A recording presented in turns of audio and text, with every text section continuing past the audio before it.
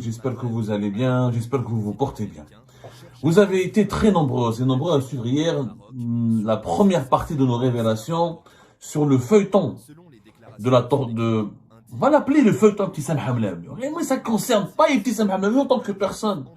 Là, le scandale, c'est l'instrumentalisation et l'usage ou la manipulation ou la privatisation, faut le dire, la privatisation d'institutions stratégiques, névralgiques, sensibles de l'État algérien, comme la justice et les services de sécurité, pour broyer la vie d'innocents, d'Algériennes et d'Algériens innocents, juste parce qu'ils ont tenu tête à une dirigeante influente, réputée pour sa proximité sulfureuse et troublante avec les décideurs les plus puissants du régime Tebboune. C'est ça la vérité sur le scandale Ibtissam Hamlaoui. Hier, on vous a parlé, dans cette première partie, des lieutenants-colonels Riyad et Qais, qui sont les bourreaux de la brigade de gendarmerie de recherche et d'investigation de Memondraïs. Dans cette brigade, il y a eu lieu des dérapages et des dérives scandaleux, criminels, torture, violence, maltraitance, on a déshabillé, on a forcé des citoyens à faire des aveux mensongers, on les a privés de nourriture, on les a privés d'eau, on les a humiliés, on les a frappés, on les a violentés. Nous allons dans cette deuxième partie nous intéresser au dessous de cette affaire, les véritables dessous, les dessous des dessous. Comment se fait-il qu'un tribunal comme le tribunal de Memondraïs, comment se fait-il que la brigade de gendarmerie comme celle de Memondraïs, on peut être privatisé, mise à la disposition, deux institutions sensibles, stratégiques, mises à la disposition d'une demoiselle appelée Ibtissam Hamlaoui.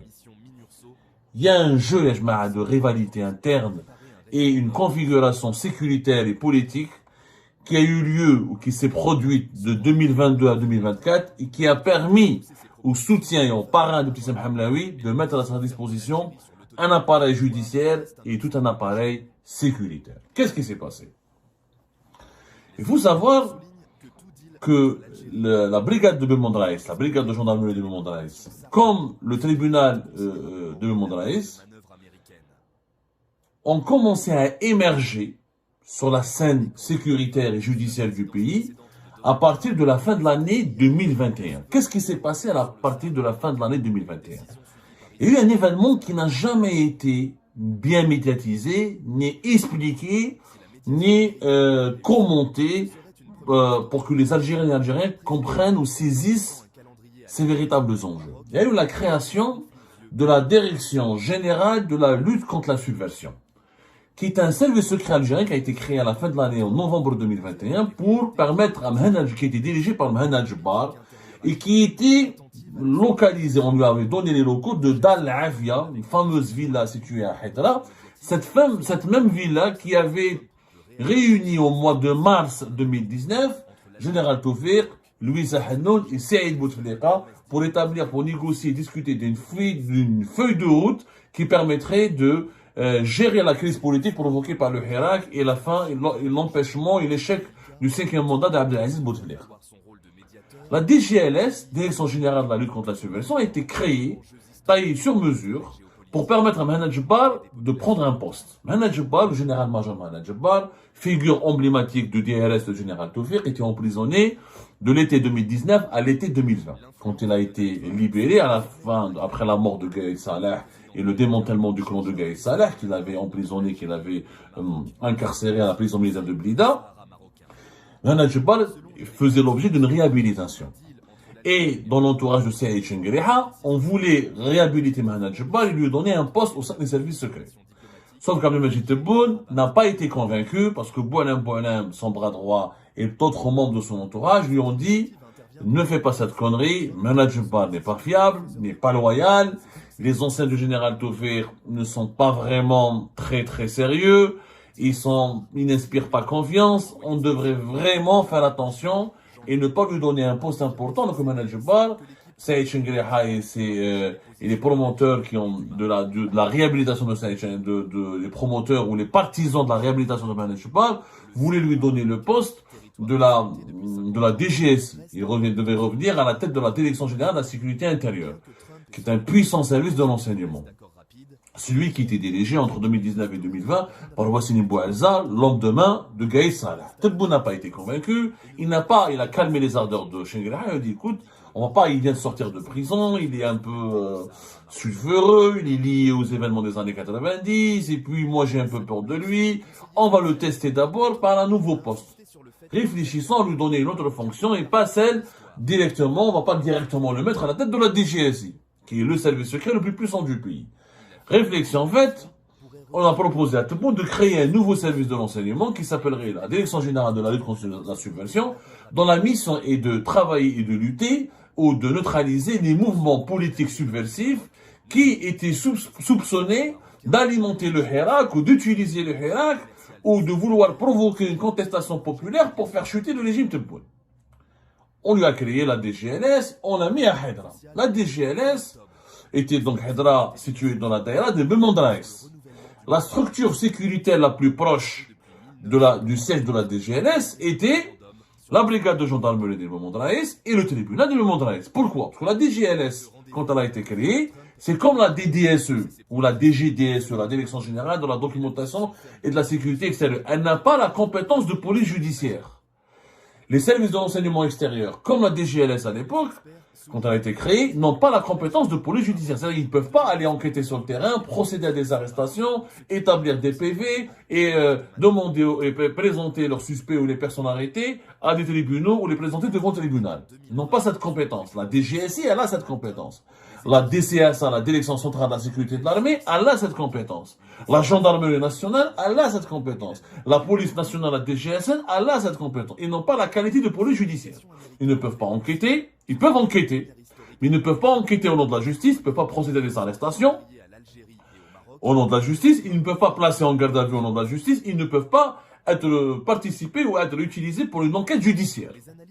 C'est un service secret qui a des compétences judiciaires limitées.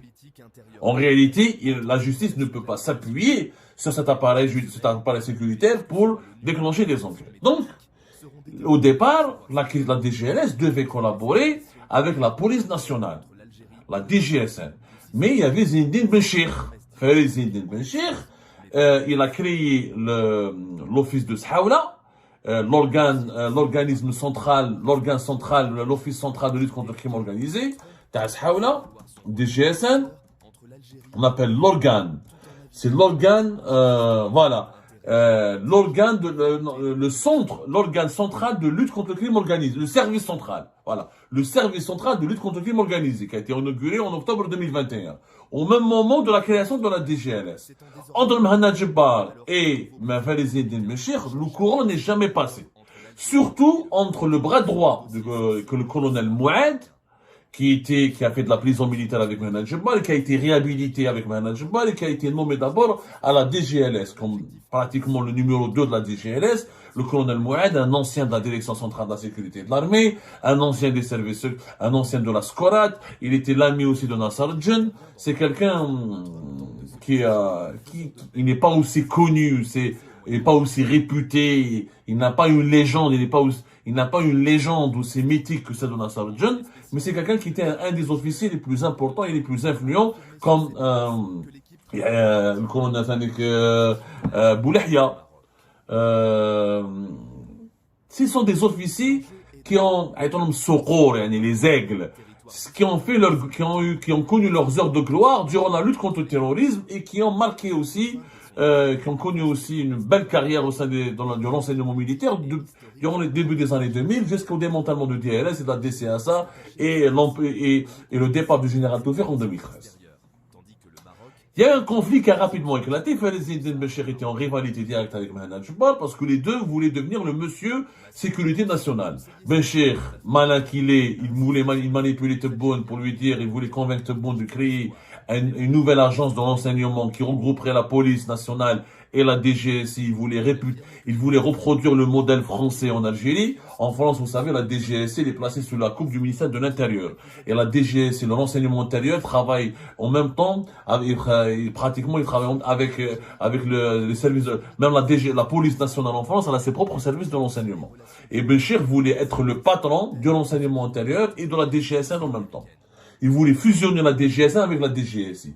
Donc, il était dans une course et dans une compétition de rivalité et de concurrence directe avec Mohamed Jebbar. Donc, ils se sont disputés. Mouad et avec Falaise Eddin Béchir, il y a eu une grande rivalité qui a abouti à une dispute et à un bras de fer et à une guerre de clans. Donc, ils ont été mis à l'aide de Falaise Eddin Béchir. Il a empêché les services de Sahaoula, du service central de lutte contre le crime organisé, de collaborer avec la DGLS. La DGLS, donc, a été obligée et contrainte de se rabattre sur un autre appareil sécuritaire, qui est la gendarmerie nationale. Le général Yahya Ali Oulhaj s'entendait très bien avec Mohamed Jebbar. Et c'est Yahya Ali Oulhaj qui a mis en la disposition de Mohamed Jebbar de la DGLS, la brigade de gendarmerie de Bemondraes. Cette situation, donc, elle a été validée par Yahya Ali Oulhaj. Et Jebbar et Oulhaj ont constitué un clan contre le clan Falaise Eddin Béchir. Parfait. Donc, toutes les enquêtes menées par la DGLS étaient transmises à la gendarmerie via la brigade de recherche de Bemondraes et le tribunal qui était territorialement compétent, qui était en relation directe avec la brigade de recherche et d'investigation de Bemondraes, c'était le tribunal judiciaire de Bemondraes.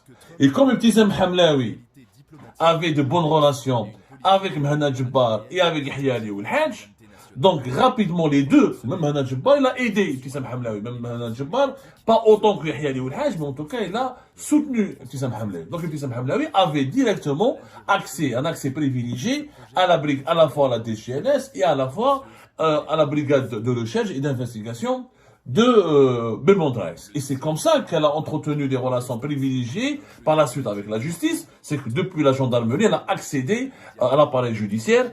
Comme je l'ai rappelé dans une précédente émission, le parrain et le véritable homme, on va dire, Ibtissam Hamlaoui, son mec, c'était Boualem.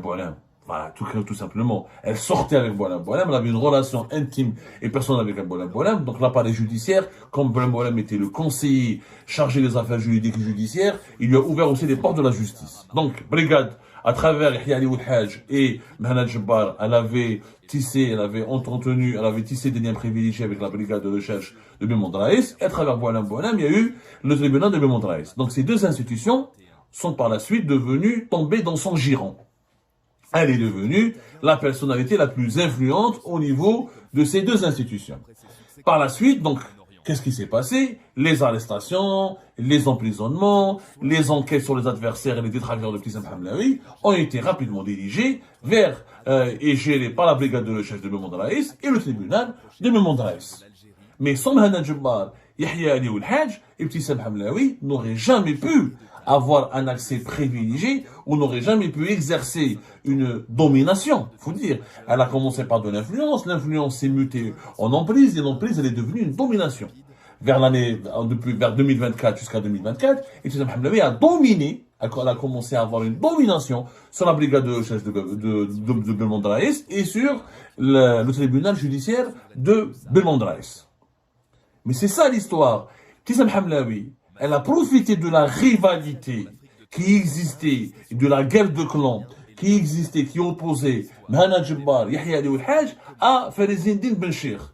Et Ibtissam Hamlaoui, elle a joué sur les deux tableaux. Elle était d'abord copine avec Falaise Eddin Béchir, elle s'est rapprochée de lui, elle a essayé de tisser alliance avec lui parce qu'elle a compris que c'était un homme qui montait en puissance, que Abdelmajid Tebboune l'appréciait, qu'il était proche de Boualem, parce que Boualem n'est pas proche de Mohamed Jebbar. Il n'est pas proche de Yahya Ali Oulhaj. Boualem était proche de Béchir. L'homme de Boualem, c'était Béchir. C'était Falaise Eddin Béchir. Et Boualem appuyait, il voulait valider le plan d'ascension et le plan de reconfiguration des services de sécurité qui était proposé par Béchir. Boualem voulait dupliquer le modèle français. Sortir la DGSI des services secrets, la donner au ministère de l'Intérieur et la fusionner avec la DGSN pour créer une nouvelle agence de renseignement qui serait dirigée par Falaise Eddin Béchir, ami allié de Et Boualem, ce plan a échoué. Nous avons fait des révélations multiples, très détaillées, pourquoi il a échoué. La DGSI algérienne a résisté, avec Nasser John notamment. Et les révélations explosives que nous avons révélées sur le passé troublant et les relations sulfureuses avec et troublantes et même suspectes entre les Eddin Ben-Cheikh et certaines puissances étrangères ont fini par lui causer sa chute. Ibn Sam Hamlaoui, quand Falaise Eddin Ben-Cheikh était puissant, elle était de son côté, et elle lui miroitait qu'elle était son alliée et elle travaillait pour lui. Quand Mohamed Jebbar et Hiali Ouelhaj étaient puissants, elle était de leur côté et elle leur faisait croire qu'elle est leur partisane, leur alliée. Elle était avec tout le monde. Mais comme son parrain et son mec c'était Boualem, donc elle gagnait sur tous les tableaux. Quand Falaise Eddin Ben-Cheikh est tombé, elle avait toujours Hiali Ouelhaj et Mohamed Jebbar. Quand Mohamed Jebbar est tombé parce qu'il a été muté par la suite vers la direction de la documentation de la sécurité extérieure, elle est restée avec Boualem et l'emprise qu'elle exerçait sur l'appareil judiciaire à travers le tribunal de Memon Draïs, et Hiali Ouelhaj, il est resté au pouvoir jusqu'à 2024. Hiali Ouelhaj, il est parti. Rafik Bouakez, le général Rafik Bouakez, qui est devenu le chef d'état-major du commandement de la gendarmerie nationale, ou des forces du commandement de la gendarmerie nationale, est devenu son ami, son allié. Elle a toujours tissé ses alliances en fonction de l'évolution des rapports de force. Et elle a eu l'intelligence, qu'on le veuille ou non, parce que Ibn Sam Hamlaoui, elle donne l'impression qu'elle est conne, qu'elle est idiote, qu'elle raconte n'importe quoi sur les plateaux de télévision, qu'elle n'a pas un niveau d'instruction très élevé. Peut-être que c'est vrai. Mais en réalité, au fond, elle est une diablesse. C'est une diablesse qui a su comment identifier, comment analyser l'évolution des rapports de force, qui a su devenir la copine de tout le monde. À la fois de Falaise Eddin Ben-Cheikh, à la fois du général-major Hiali Ouelhaj, à la fois du général-major Mohamed Jebbar, à la fois de Boualem, ensuite de Kamal Sidi Saïd, ensuite de Hamada Jamirouche. Elle a tissé sa toile d'araignée. Elle a convaincu tous les acteurs du régime qu'elle est leur amie, qu'elle est leur copine, qu'elle est leur confidente, qu'elle est, et je m'arrête là pour ne pas aller plus loin, et qu'elle est de leur côté, qu'elle est leur partisane. Et c'est comme ça qu'elle est devenue puissante. Et c'est comme ça que par la suite, en habituant la brigade de recherche de Memon Draïs à travailler avec elle, d'abord par la DGLS, ensuite elle a directement sauté à la DGLS, elle a directement sauté Mohamed Jebbar, elle est devenue l'interlocutrice attitrée de tous les chefs de la brigade de gendarmerie de Memon Draïs. Et par la suite, elle est devenue l'interlocutrice attitrée de tous les juges du tribunal de Memon Draïs. Et c'est comme ça qu'elle a regardé comment les rivalités, quand les régimes dictatoriaux sont faibles et affaiblis par leur lutte intestine, par leur rivalité interne, par leur guerre de clans qui les détruisent de l'intérieur, vous avez toujours des personnages malins, machiavéliques et diaboliques qui émergent et qui profitent de ces rivalités, de ces guerres de clans pour accumuler, pour s'accaparer du pouvoir et pour devenir quelque part les nouveaux puissants du pays, puisque ceux qui sont en train de s'entretuer sont en train de s'affaiblir. Dans la troisième partie de notre enquête, on vous racontera comment Ibn Sam Hamlaoui a fait tomber un ministre. Et pas n'importe qui, un ministre d'un département régalien. La suite dans le prochain épisode.